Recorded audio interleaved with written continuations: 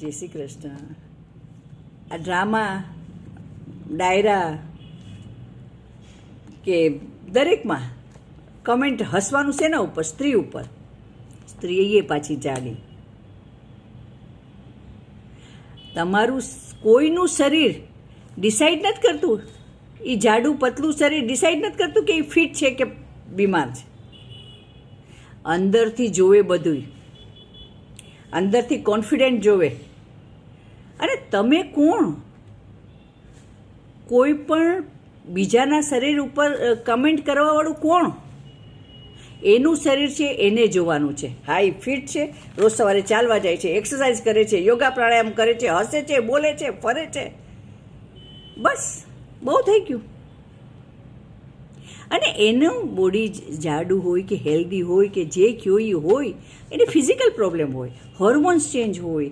અરે જુવાનીમાં જે જ્યારે ખાવાનો ટાઈમ હતો, સારું સારું ખાવાનો ટાઈમ હતો, ત્યારે ઘર સાચવવામાં, પુરુષોને છોકરાઓને રાખવામાં, એને ગરમ ગરમ ખવડાવવામાં પોતે ટાઢું ખાતું હોય, એટલે એ શરીર એવું થઈ ગયું હોય.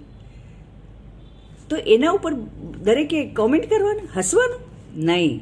અને દરેક સ્ત્રીને કહું છું, જ્યારે કોઈ પણ સ્ત્રી માટે જ્યારે જાડા પતલા ઉપર કમેન્ટ થાય, તમે એનો વિરોધ કરો.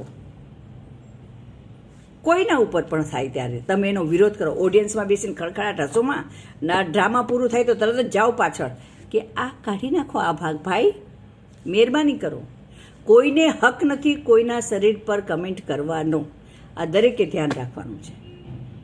અરે હમણાં એક મૂવી જોયું, તમે જુઓ શું કોન્ફિડન્ટ બેમાં, અને શું બંને છોકરીઓ આગળ વધી, એક શો સ્ટોપર બની.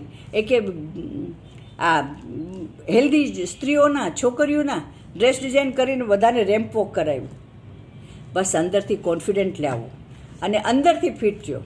રોજ સવારે દર્પણની સામે ઊભા રહ્યો, તૈયાર થઈને, અને કહ્યું, હું મને ગમું છું, હું ફિટ છું, હું સારી છું, હું પોતે મારી જાતને પ્રેમ કરું છું.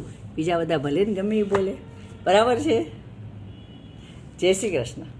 કીપ સ્માઇલિંગ, બી હેપી. હસતા રહો, ખુશ રહો.